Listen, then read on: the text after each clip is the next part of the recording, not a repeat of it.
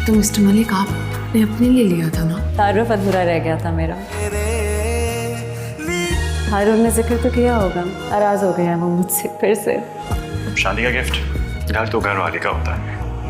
अभी तक तो परी ज्यादातर आप ही के पास रहती है। और वो नाराज हो जाते हैं तो उन्हें मनाना बहुत मुश्किल है। के बारे में आपको नहीं पता? मिस्टर मलिक, मुझे आपसे एक बात करनी है। हारून भाई ने अपने और इनके रिलेशनशिप के अगले एपिसोड में आप देखने वाले हैं कि हारून और खुशबख्त शादी के बाद बहुत ज़्यादा खुश होंगे और हारून अपना नया खरीदा गया घर भी खुशबख्त के नाम पर दे देगा। जहां पर ये दो एक दूसरे पर एतबार के साथ नई ज़िंदगी की शुरुआत कर रहे होंगे तो वहीं पर सोनिया बहुत ज़्यादा हसद का शिकार होगी। उसे ये बात हजम नहीं हो रही होगी कि जिस लड़की से हारून ने शादी की है उसकी एक बेटी भी है। उसे लग रहा होगा कि हारून ने शादी के लिए खुशबख्त का इंतखाब करके सोनिया की बेइज्जती की है। वो इसी हसद की वजह से खुशबख्त के साथ अकेले में कुछ ऐसी बातें करने वाली है जिससे खुशबख्त को बहुत ज़्यादा बुरा लगेगा।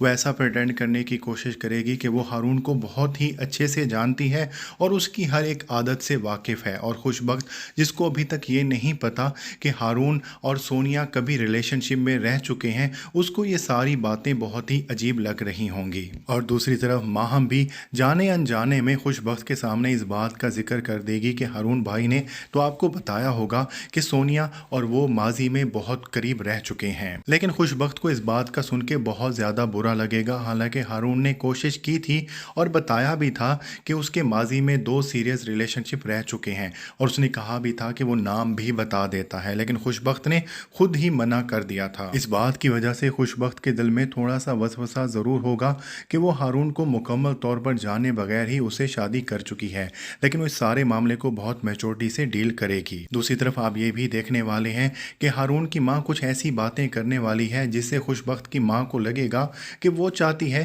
कि शादी के बाद परी उन दोनों के पास रहे, ना कि अपनी माँ बाप के पास रहे। और इस बात की वजह से हारून और खुशबख्त में थोड़ी सी मिसअंडरस्टैंडिंग हो सकती है।